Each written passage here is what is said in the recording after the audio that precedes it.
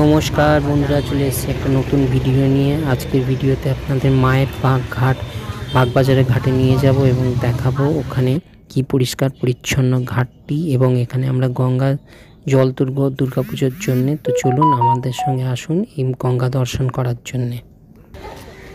এইটা হচ্ছে এর লাইন, বাগবাজারের স্টেশন, বুঝেছ?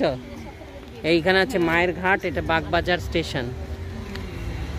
এই যে সিঙ্গেল লাইন গাড়ি।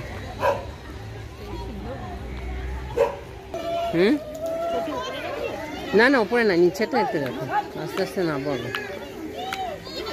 আজ আকাশটা দেখুন, খুব সুন্দর, মুখ ভারী করে আছে এবং বর্ষা নামবে কিছুক্ষণের মধ্যেই, আবহাওয়া দপ্তর বলেও দিয়েছে। এবং আমরা যাওয়ার পথে হয়তো বৃষ্টি পেতেও পারি। তো দেখছেন এখানে মাও নেবেছে, আমিও নেবেছি, এবং পিপেটে করে গঙ্গা স্নান। আজকে জলটা খুবই পরিষ্কার গঙ্গা জল, এবং অসাধারণ, সবাই এখানে স্নান করছে।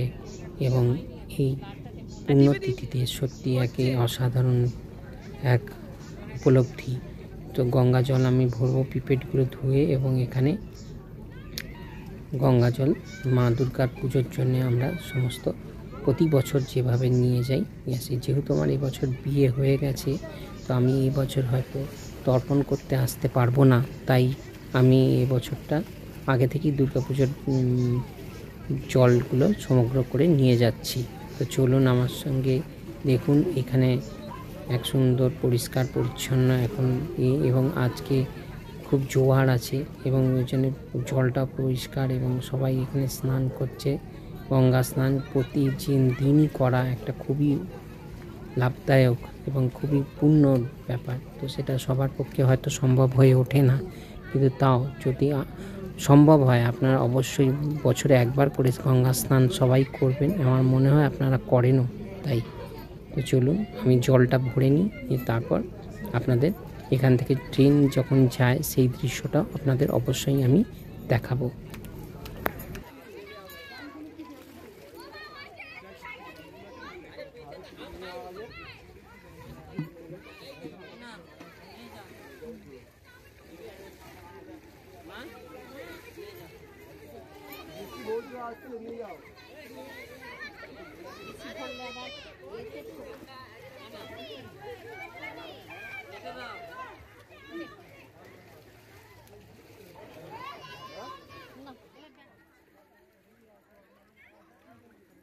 গঙ্গাকে কাছ থেকে দেখা এবং এখানে এসে গঙ্গা স্নান করা এক আলাদাই অনুভব।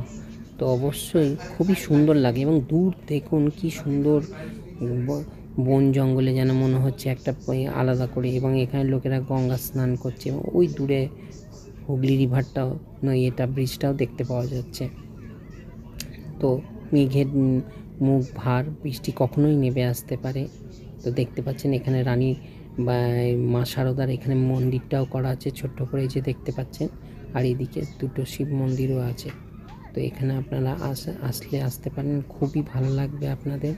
তো একরকম এটা কলকাতার দর্শনীয় স্থান মধ্যে ধরা হয়, এবং জায়গাটি